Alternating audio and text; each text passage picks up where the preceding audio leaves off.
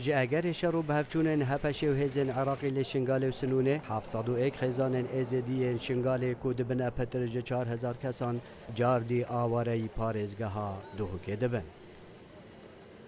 او خزانین آواره بوین لی کمپین خانکه و شاریا و کبرتول زاخو هاتینا بالاف کرن و روشوان آلوزو دناف کمپادانا لبن خیوتن هن کسوکارین خو.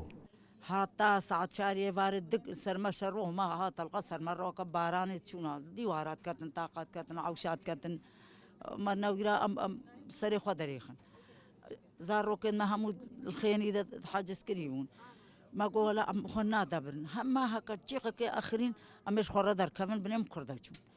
ولا دور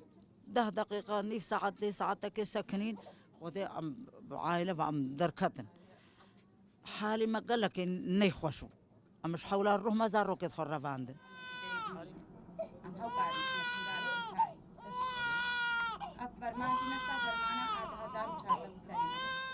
بيري فاري سعديان زي الشيف بوشر السرما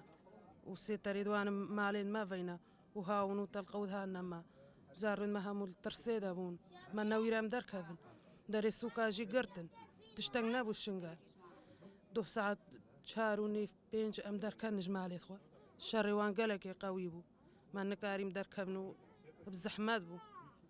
ام تشون الرياضه خيفل تاليا قندافنوم دركتن سر شارع ريهمو قرتبون كاسي نكاري تشوبي تاليا قندافل وان رياضه خيفم بزورم ما خو خلاص كروزارو كيت كتشكمو وان قاده فاخوارن جيرد في افد في هتا في سر ما قد كربون كهرباء ما ندهات تشتي وسالو الدرين نبو ما قو أمش كشنا كردستان أمجي تباي في خلقي همي هكا شادر دانا ما بني شدانا ما أم هبدي نكار وساتشنا شنغال قالك كيف ترسى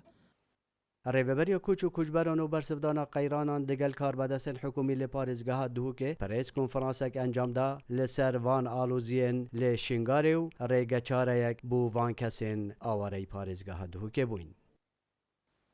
ئەمڕۆ ئەو کۆبنە فراوانەمان کرد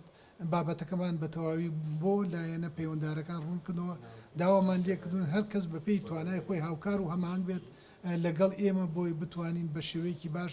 هاوکار بین بۆ دابینکردنی پێداویستی و هەروەها جێنشینکردنی ئەو ئاوارانەی کە لە نەتیجەی ئەو ڕوبەڕووبوونەوانەی لە چەند ڕۆژی ڕابردوو لە سنووری شنگال ئاوارە بوون و هاتوونەتە دۆک و زاخۆ ئەوانەی کە هاتوون لە تا ساعت 12 شەو ئاماژەم پێکرد بەشی هەرە زۆریان ڕۆیشتوونەتە کەمپەکان و بەشێکیان لە دەروی کەمپەکان بەو مانایە هەر هەمویان ئێستا چی ئەوەی کە ڕۆشتوتە ناو کەم و ئەوەی چی ئەوەی کە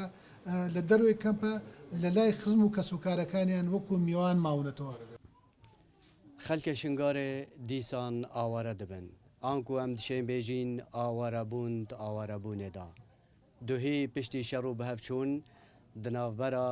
یه پشه و حکومت عراقی پیدا بوی